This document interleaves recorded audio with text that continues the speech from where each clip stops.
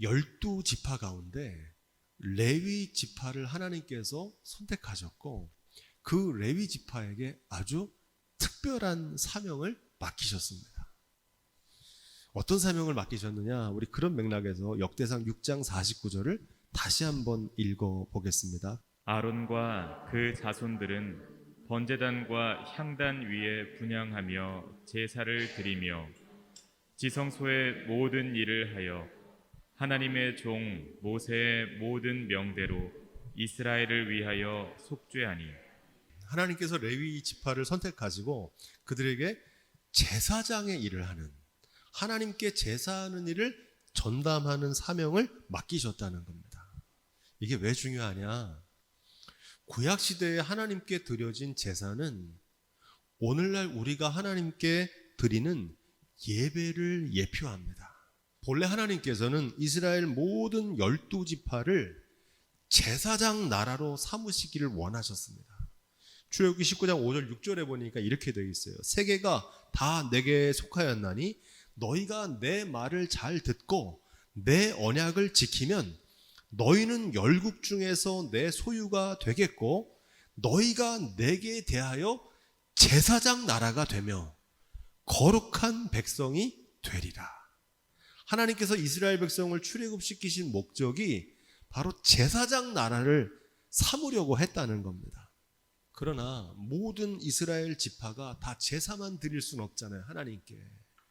그래서 각 지파에게 땅을 나눠주고 그 지파는 저마다의 삶의 자리에서 일하고 제사장의 역할을 수행하는 특별한 사명을 레위 지파에게 위임하신 겁니다. 그래서 레위 지파는 본래적인 사명인 하나님께 제사하는 일에만 전무하고 다른 12지파가 그 일에 전무할 수 있도록 돕는 역할을 맡기셨다는 겁니다. 오늘날 부르심을 받은 교회의 본질이 뭔지를 이 말씀이 우리에게 증거하고 있습니다. 여러분, 교회가 뭐 하는 곳일까요? 교회는 하나님께 예배하는 곳입니다. 현대사회에서 교회가 다양한 역할을 감당하게 됩니다. 선교도 해야 되고 봉사도 해야 되고 성도의 친교도 나누고 하는 많은 역할들을 합니다. 하지만 교회의 본래적인 역할은 바로 하나님께 예배하는 일인 줄로 믿습니다. 김동호 원로 목사님은 이런 말씀을 하셨어요. 처음 3년 동안 교인들이 1000명이 모일 때까지 예배 이외에 다른 프로그램이나 행사를 일절하지 않으셨다는 겁니다. 여기 아주 중요한 의미가 있습니다. 교회는 여러 가지 프로그램을 하는 것이 아니고 은혜롭고 감동 있는 예배에 집중해야 됩니다. 개인의 삶에서도 마찬가지입니다. 하나님께 예배하는 일이 우리의 신앙의 목적이 될 수 있길 부탁을 드립니다. 누가복음 10장 41절에 마르다야 내가 많은 일로 염려하고 근심하나 몇 가지만 하든지 혹 한 가지만 하더라도 족하니라. 마리아는 좋은 편을 택하였으니 빼앗기지 아니하리라. 마리아는 하나님께 예배하는 일에, 예수님의 말씀을 듣는 일에 집중했던 겁니다. 반면에 마르다는 그 예수님의 말씀을 듣기 위해 찾아온 사람들, 그 손님들을 맞이하는 일로 분주했던 겁니다. 주객이 우리의 신앙생활에서 바뀌지 않기를 주님으로 부탁을 드립니다. 왜 하나님께 예배해야 되는가? 예배에서 삶이 나오기 때문입니다. 예배는 하나님의 은혜를 기억하는 시간입니다. 왜냐하면 사람은 하나님의 은혜와 선물을 받고도 잊어버리기 때문입니다. 생명도 하나님 주셨고 물질도 하나님 주셨고 건강도 하나님 주셔서 내가 오늘 하루를 사는 것이구나 하는 그 은혜를 잊어버린다는 말입니다. 하나님의 은혜를 기억하는 게 왜 중요하냐? 이 모든 것이 하나님의 은혜구나 라는 것을 깨닫는 순간 거기서 감사가 나옵니다. 감사할 때 어떤 일이 벌어지느냐? 그때 기쁨이 솟아납니다. 삶의 기쁨이 넘치면 어떻게 해지냐? 행복해집니다. 이 말을 정리하면 참된 행복의 조건은 예배에서 나온다는 겁니다. 예배에서 행복한 삶이 나온다. 여러분 이걸 꼭 기억하십시오. 신앙생활은 예배 생활이라고 해도 과언이 아닙니다. 제가 지난 20년 동안 목회하면서 본 것은 하나님께 예배하는 일을 힘쓰는 사람들은 신앙생활에서도 성공하고 삶에서도 형통합니다. 인생의 성공을 원하신다면 먼저 예배에 성공하시기를 부탁을 드립니다. 바라기는 이 지혜가 오늘 예배하는 저와 여러분 가운데 있기를 주님으로 부탁을 드립니다. 레위 지파가 하나님께 제사하는 일, 예배하는 일에 전무하기 위해서 하나님께서 레위 지파에게 특별한 배려를 하십니다. 그 말씀이 민수기 18장 20절에 나오는데 이렇게 돼 있어요. 여호와께서 또 아론에게 이르시되 너는 이스라엘 자손의 땅에 기업도 없겠고 그들 중에 아무 분깃도 없을 것이나 나는 이스라엘 자손 중에 너의 분깃이요 너의 기업이니라 이렇게 말씀하십니다. 이게 무슨 말이냐면 이스라엘의 12지파에게는 하나님께서 기업과 분깃을 주셨어요. 기업이라고 하는 건 땅이고요. 분깃은 생계수단입니다. 그런데 레위 지파는 땅도 주지 않고 생계수단도 주지 않으신 겁니다. 왜냐하면 하나님께 예배하는 일에 전무해야 되니까.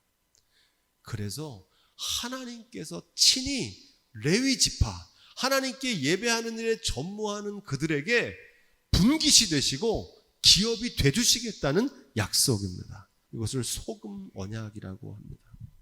민수기 18장 30절은 그 대목을 더 구체적으로 증거합니다. 이러므로 너는 그들에게 이르라.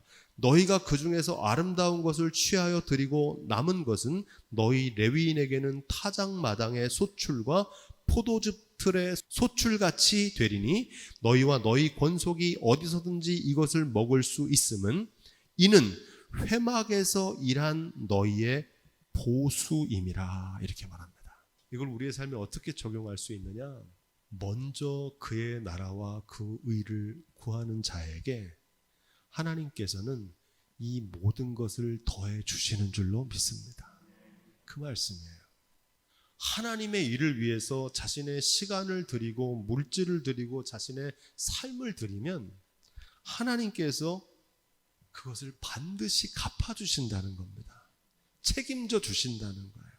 하나님께서는 하나님의 일을 위해서 헌신한 이들의 그 헌신을 기억하시고 갚으시는 분인 줄로 믿습니다. 그런 맥락에서 6장 50절 말씀 아론의 자손들은 이러하니라. 그 아들은 엘르아사리요 그 아들은 비느하스요 그 아들은 아비수아요. 특별한 고난과 사명에는 특별한 의무와 책임이 뒤따릅니다. 지도자의 역할을 맡은 사람에게는 그 지위에 합당한 의무와 책임도 감당해야 된다는 말입니다. 지도자에게 특권이 있는 것 자체가 문제가 아닙니다. 그 권한이 문제가 아니라 특권은 다 누리면서 그 특권에 합당한 의무와 책임은 감당하지 않는 그런 지도자들이 문제인 겁니다. 제사장의 직분을 망각한 인물이 등장합니다. 비느하스입니다. 이 비느하스는 제사장이었습니다. 사무엘상 2장 12절로 17절 말씀에 엘리의 아들들은 불량자라. 여호와를 알지 아니하더라. 제사장인데 하나님을 모른대요. 제사를 드리고 고기를 삶을 때 자기 거를 먼저 챙깁니다. 이 사람들. 하나님께 제사를 드리는데 기름을 태우기 전에 자기 걸 먼저 챙긴대요. 한마디로 제사보다는 제밥에 관심이 있는 겁니다. 이들의 죄가 여호와 앞에서 심히 크면 그들이 따라해 보겠습니다. 여호와의 제사를 멸시함이었더라. 사무엘상 2장 29절로 30절은 이렇게 말합니다. 너희가 어찌하여 내가 나의 처소에서 명한 나의 제물과 예물을 밟으며 내 아들들을 나보다 더 중히 여겨 내 백성 이스라엘이 드리는 가장 좋은 것으로 스스로 살찌게 하느냐. 그러므로 이스라엘의 하나님 나 여호와가 말하노라 내가 전에 내 집과 내 조상의 집에 내 앞에서 영영히 행하리라 하였으나 이제 나 여호와가 말하노니 결단코 그렇게 아니하리라. 나를 존중히 여기는 자를 내가 존중히 여기고 나를 멸시하는 자를 내가 경멸히 여기리라. 제사장 가문의 엘리와 그의 아들들 홈리와 비느하스는 제사장의 직임을 박탈당합니다. 제사장의 지위와 직분에 상응하는 의무와 책임은 오늘날 교회의 지도자들에게도 동일하게 적용됩니다. 목회자에게는 물론이거니와 평신도 지도자들에게도 동일하게 적용됩니다. 직분을 맡는 게 중요한 게 아니고 직분에 합당한 삶을 살아야 될 줄로 믿습니다. 이처럼 직분에 합당한 책임을 감당하지 않는 타락한 제사장들은 500년이 지난 말라기 시대까지 계속됐습니다. 이게 고질적인 문제입니다. 말라기 1장 6절로 7절은 이렇게 말합니다. 내 이름을 멸시하는 제사장들아 나 만군의 여호와가 너희에게 이르기를 그 아들은 그 아비를 종은 그 주인을 공경하나니 내가 아비일진대 나를 공경함이 어디 있느냐 내가 주인일진대 나를 두려워함이 어디 있느냐. 하나 너희는 이르기를 우리가 어떻게 주의 이름을 멸시하였나이까 하는도다. 너희가 더러운 떡을 나의 단에 드리고도 말하기를 우리가 어떻게 주를 더럽게 하였나이까 하는도다. 이는 너희가 주의 상을 경멸히 여길 것이라 말함을 인함이라. 말라기 시대의 타락한 제사장들은 하나님께 드려지는 제물을 눈먼 것, 저는 것, 병든 것으로 하나님께 제사 드렸습니다. 하나님 멸시했던 겁니다. 하나님을 두려워하지 않는 겁니다. 하나님께 드려지는 제사와 제사장들의 타락은 예수님의 시대에도 계속됐습니다. 마가복음 11장 15절로 17절인데 이렇게 되어 있습니다. 예수께서 성전에 들어가서 성전 안에서 매매하는 자들을 쫓아내시며 돈 바꾸는 자들의 상과 비둘기 파는 자들의 의자를 둘러 엎으시며 아무나 기구를 가지고 성전 안으로 지나다님을 허치 아니하시고 이에 가르쳐 이르시되 기록된 바 내 집은 만민이 기도하는 집이라 칭함을 받으리라고 하지 아니하였느냐. 너희는 강도의 구려를 만들었도다. 멀리서 오는 사람들이 성전에 와서 양을 사는 겁니다. 전시해 놓은 양은 아주 온전한 양, 흠없는 양을 전시해요. 눈먼 것, 저는 것, 병든 것을 태우는 겁니다. 어차피 태워드리는 건데 환전하면서 수익을 남기는 겁니다. 어떻게 이런 일들이 가능했느냐? 제사장들과 장사치들이 결탁한 겁니다. 그 성전을 주님께서 정화하신 겁니다. 이스라엘의 타락은 예배의 타락이었고 이스라엘의 실패는 예배의 실패였습니다. 이러한 제사장들의 타락이라는 고질병은 시대를 넘어서 지난 2000년 교회 역사 속에서도 계속되었습니다. 로마 바티칸 대성상을 건축하기 위해 면죄부를 판매했던 중세 로마 카톨릭 교회의 타락한 선직자들입니다. 오늘날 한국 교회를 가리켜서 중세 로마 카톨릭 교회보다 더 타락했다는 평을 듣습니다. 제사장은 오직 하나님만 섬겨야 될 줄로 믿습니다. 하나님 아닌 것을 하나님처럼 섬기면 안 됩니다. 주님의 종은 자신의 사리사욕이 아니라 먼저 그 나라와 그 의를 구해야 될 줄로 믿습니다. 여러분 생각해 보세요. 목사님이 부자 되는 것만 관심이 있는 거예요. 목사님이 세상의 명예에만 관심이 있다고 생각해 보세요. 어떻게 하면 내 이름을 드러낼까? 어떻게 하면 사람들에게 칭찬과 인정을 받을까? 끔찍한 일이죠. 그런 목회자를 뭐라고 그럽니까? 타락한 목회자라고 그러잖아요. 그게 목사님에게만 해당됩니까? 모든 그리스도인들의 삶도 동일한 줄로 믿습니다. 교회의 일은 자기 영광 구하는 일이 아닙니다. 교회의 일은 자아 실현하는 곳이 아니에요. 자기 만족을 위해 하는 일이 아닙니다. 주님의 일은 자기를 부인하는 일인 줄로 믿습니다. 역대상 6장 31절입니다. 언약궤가 평안한 곳을 얻은 후에 다윗이 이 아래에 무리를 세워 여호와의 집에서 찬송하는 일을 맡게 하매 레위 지파에 속한 레위인들은 제사장의 역할만 한 게 아니고 찬송하는 일을 감당했다는 겁니다. 요즘으로 바꿔 말하면 성가대나 찬양팀을 한 겁니다. 그뿐이 아니고 레위인은 성전에서 행해지는 모든 일을 수행했습니다. 거긴 굳은 일도 있어요. 때로는 준비하는 일도 있고 청소하는 일도 있고 정리하는 일도 있고 운반하는 일을 했습니다. 성전 안에서 벌어지는 모든 일들을 레위인들이 감당했다는 겁니다. 교회를 청소하는 거, 식당에서 봉사하는 거, 교회 차량을 운행하는 것도 모두 하나님께 예배하는 일로 감당해야 될 줄로 믿습니다. 언약교회가 평안한 곳을 얻은 후에라는 말이 중요합니다. 저는 요단강 도하의 기적에 등장하는 언약궤를 메고 강 중앙에 서 있던 제사장들의 모습에서 진정한 교회 지도자들의 모습을 봅니다. 언약궤를 메고 요단강 중심에 서 있던 이 제사장들의 모습은 하나님의 말씀대로 준행하는 교회 지도자들의 모습을 보여주고 있는 줄로 믿습니다. 제사장은 상황 따라 형편 따라 사는 게 아니고 말씀대로 준행하며 살아야 될 줄로 믿습니다. 역대상 6장 64절로 65절 말씀도 우리 계속해서 읽어보겠습니다. 이스라엘 자손이 이 모든 성과 그 들을 레위 자손에게 주되 유다 자손의 지파와 시므온 자손의 지파와 베냐민 자손의 지파 중에서 이 위에 기록한 여러 성을 제비 뽑아 주었더라. 레위 지파 가운데 제사장이나 레위인으로 성전을 섬기지 않는 이들도 있었습니다. 그들을 어떻게 돌봐야 하는지를 기록하고 있는 말씀입니다. 11지파에서 레위 지파를 위해서 십시일반으로 자신의 들을 내어주었고 그들에게 양떼를 돌볼 수 있도록 그들의 생계수단을 마련해 주었다는 말씀입니다. 신명기 14장 29절은 이렇게 말합니다. 너희 중에 분깃이나 기업이 없는 레위인과 내 성중에 거류하는 객과 및 고아와 과부들이 와서 먹고 배부르게 하라. 그리하면 내 하나님 여호와께서 너의 손으로 하는 범사에 내게 복을 주시리라. 이 말씀대로 순종한 겁니다. 레위인뿐만 아니라 연약한 자들을 돕고 세우는 역할을 교회가 감당해야 되는 이유입니다. 교회는 한 배를 탄 운명 공동체입니다. 영광도 부끄러움도 함께 받습니다.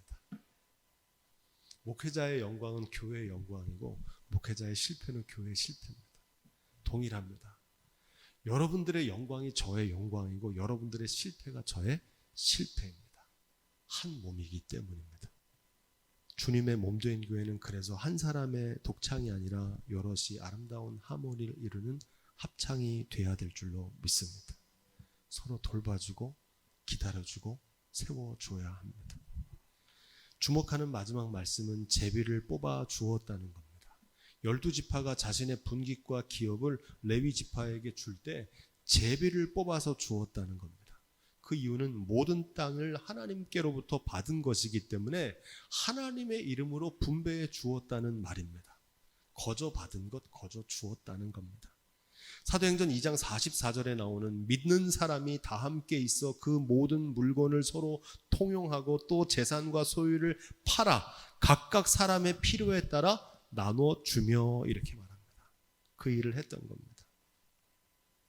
제비를 뽑는다는 말에 주목합니다. 제비는 사람이 뽑지만 결정은 하나님이 하신다.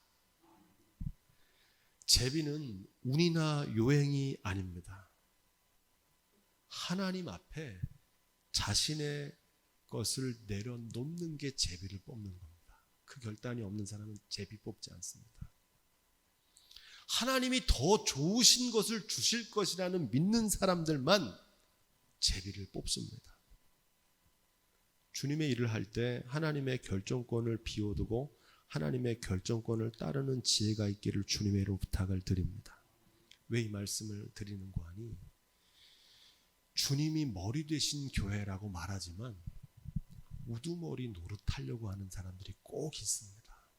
교회는 목사님이 주인이 아니고 장로님들이 주인이 아니고 헌금 많이 하는 성도님이 주인이 아닙니다. 교회의 주인은 오직 예수 그리스도 한 분뿐이신 줄로 믿습니다. 그래서 제비를 뽑는다는 말은 하나님의 결정권을 비워둔다는 겁니다. 베드로전서 2장 9절은 이렇게 말합니다. 오직 너희는 택하신 족속이요 왕같은 제사장들이요 거룩한 나라요 그의 소유된 백성이니 이는 너희를 어두운 데서 불러내어 그의 기이한 빛에 들어가게 하신 자의 아름다운 덕을 선전하게 하려 하십니다. 무슨 말씀입니까? 구약시대에 하나님께서 레위 지파를 선택하시고 그들을 부르신 것처럼 너희를 그렇게 부르셨다는 겁니다. 우리도 그렇게 부르셨다는 거예요. 하나님께 예배하는 직분을 맡기기 위해서 저와 여러분과 교회를 부르신 줄로 믿습니다. 누가 진정한 제사장입니까? 성직 제도에 대한 부름입니다. 누가 제사장이냐? 굉장히 중요한 질문입니다. 2000년 교회 역사 속에서 세 가지의 성직 제도가 존재합니다. 첫째는 성직자만 제사장이다. 성직자만 제사장이라고 생각하는 그런 전통이 있어요. 감독제와 주교제를 따르는 로마의 가톨릭 교회, 정교회, 개신교 가운데 감리교회가 그런 교회입니다.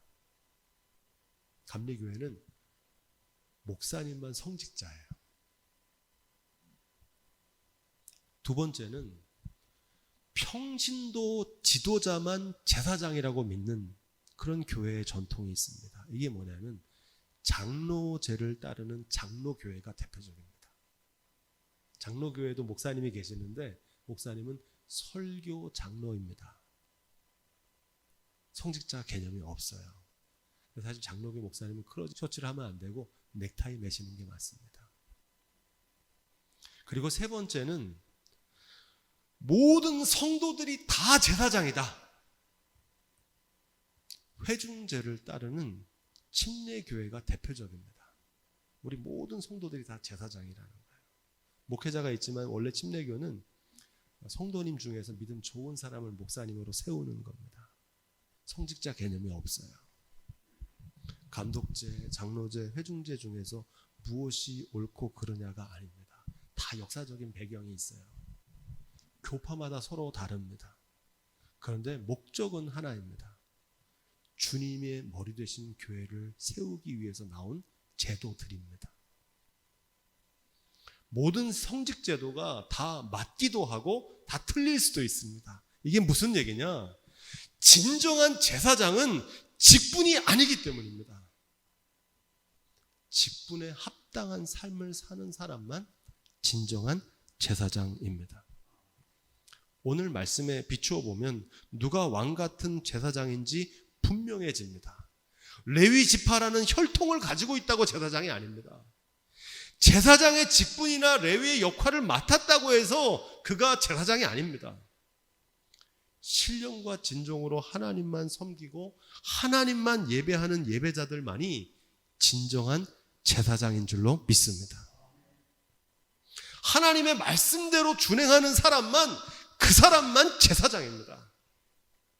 하나님께 맡기신 직분이란 사실을 깨닫고 자기에게 맡겨진 직분에 합당한 사명을 감당하는 사람만 진정한 제사장입니다. 바라기는 오늘 예배하는 저와 여러분들이 진정한 레위 지파, 진정한 제사장의 사명을 잘 감당하시기를 주님의로 부탁드립니다.